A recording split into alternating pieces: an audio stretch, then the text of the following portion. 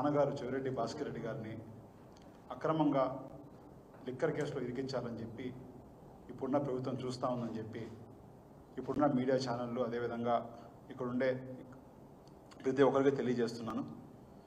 ఎందుకంటే మా నాన్నగారిని దగ్గరగా చూసిన వాళ్ళు ఎవరైనా లిక్కర్కి లేకపోతే ఇంకొక అంటే లిక్కర్ ఒక బాటిల్ అయినా మా ఎలక్షన్స్లో కావచ్చు, 2014 కావచ్చు, 19 కావచ్చు, 24 కావచ్చు, ఎప్పుడున్నా పంచామా అని చెప్పి ఇక్కడ నుంచి అడుగుతున్నాను. అంటే ఒక తప్పుడు కేసు నాన్నగారి మీద పెట్టాలని చెప్పి ఇప్పుడున్న ప్రభుత్వం ఎంత తగతలాడుతూ ఉందో దీన్ని బట్టి అర్థమవుతూ ఉంది. అందులో భాగంగానే మా గన్మ్యాన్లకి మా పిఏలకి అందరికీ నోటీసులు ఇచ్చారు. అందులో ఒక 2 గన్మ్యాన్లు కూడా అటెండ్ అవ్వడం జరిగింది. మొదటి గన్మ్యాన్ గిరి అని చెప్పి శ్రీకాకుళం వ్యక్తి గత 10 ఏళ్ళుగా నాన్నగారితో ఉన్నారు. ఆ గిరిని 5 రోజులు విపరీతంగా టార్చర్ చేసి కొట్టి అతని దగ్గర తప్పుడు కన్ఫెషన్ స్టేట్మెంట్ తీసుకొని మమ్మల్ని ఇరికిచ్చే ప్రయత్నం చేస్తున్నారు. అదేవిధంగా మదన్ రెడ్డి అని చెప్పి ఇంకో అతన్ని 2 రోజులు బాగా ఇబ్బంది పెడితే అతను 3వ రోజు ఆ ఇబ్బందులు భరించలేక హాస్పిటల్లో జాయిన్ అవ్వడం జరిగింది. నిజంగానే చాలా బాధాకరణం. ఎందుకంటే ఈ విధంగా ఒక తప్పుడు కన్ఫెషన్లు, ఒక ఆశలు ప్రలోభాలు పెట్టి ఈ విధంగా ఒక మనిషిని ఇరికించాలి, ఏమి సంబంధం లేని వాళ్ళని ఒకరిని ఈ విధంగా ఇబ్బంది పెట్టాలని చెప్పి ఈ ప్రభుత్వం చూస్తుందంటే నిజంగానే చాలా బాధాకరం. దీన్ని తీవ్రంగా ఖండిస్తున్నాము. తప్పకుండా మేమందరం జగనన్న సైనికులం. ఏదైనా సమస్య ఉన్నా కూడా ఎదుర్కొంటాం, కానీ మీ భయపెట్టాలు, మీ కేసులకి, మీ అరెస్టులకి భయపడే వాళ్ళం కాదని కూడా ఇక్కడ తెలియజేస్తున్నాను. దీని మీద కూడా తీవ్రంగా మేము కోర్టుకు కూడా పోవడం జరిగింది. ఆ మదన్ అనే అతన్ని కొట్టిన తర్వాత అతను హాస్పిటల్లో కూడా గత 1 వీక్గా హాస్పిటల్లో ఉన్నాడు. దానికి ఎవిడెన్స్ కూడా, రికార్డులు కూడా హాస్పిటల్లో దగ్గర కూడా ఉన్నాయి. ఈ విధంగా మీరు బాధ పెట్టారు. దీని మీద కూడా హైకోర్టుకు వేశాము. హైకోర్టులో కూడా రేపో ఎల్లుండి లోపల దానికి రేపో ఎల్లుండికి అంతా దానికి విచారం కూడా వస్తుందని కూడా తెలియజేస్తున్నాం. తప్పకుండా ఇలాంటి కార్యక్రమాలు పోలీసు వాళ్ళని ఈ విధంగా పాములుగా వాడుకొని పార్టీని ఈ విధంగా పార్టీలో కీలకంగా ఉండే నాయకులందరినీ ఇబ్బంది పెట్టాలనుకున్న వాళ్ళకి తప్పకుండా ఇవన్నీ కూడా మాకు గుర్తుంటాయి. ఒకరోజు సమయం అనేది మీ రోజే కాదు, తప్పకుండా మాకు కూడా ఒక రోజు వస్తుంది. ఆ రోజు ఇవన్నీ కూడా మేము కూడా గుర్తుపెట్టుకుంటామని కూడా పోలీసు అధికారులందరూ కూడా చెప్తున్నాను. అదేవిధంగా ఈ తప్పుడు కేసులను కూడా పార్టీ మీద విపరీతంగా ఈ తప్పుడు కేసులు చాలామంది నాయకుల్ని పెడుతున్నారు. ఈ మధ్య చూస్తున్నాను ఎంతమంది నాయకులను లెక్కే లేకుండా పెడుతున్నారు. వాళ్ళందరూ తరపున కూడా నిజంగానే మేమందరం కూడా చెప్తున్నాం.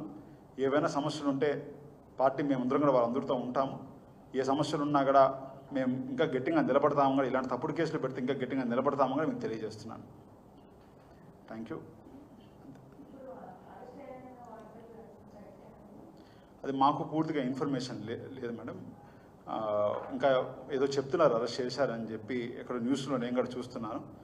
కానీ గత 15 రోజులుగా నాన్నగారు చెప్తున్నారు, మేము ఇంటికాడే ఉన్నాము, మీరు ఎప్పుడు అరెస్ట్ చేసుకోవచ్చు, మీకు ఏదైనా ఇబ్బంది ఉంటే మేము మా సెల్ ఆన్లోనే ఉంది. నిన్నంతా కూడా విజయవాడలో ఉండడం జరిగింది.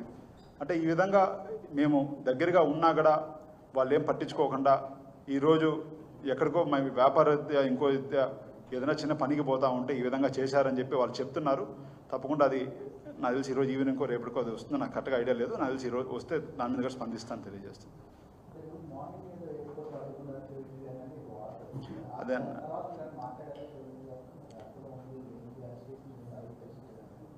అదే నేను కూడా ఇంకా తెలుసుకుంటున్నాను ఏం జరుగుతూ ఉందో.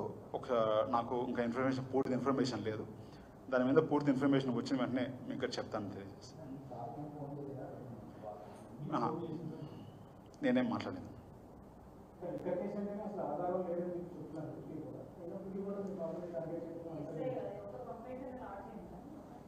మా మీద ఈ రోజు వరకు నాకు తెలిసినంత వరకు ఒక ఎఫ్ఐఆర్లో మా నాన్న పేరు లేదు. మాకు ఒక నోటీస్ కూడా ఎవరు జారీ చేయలేదు.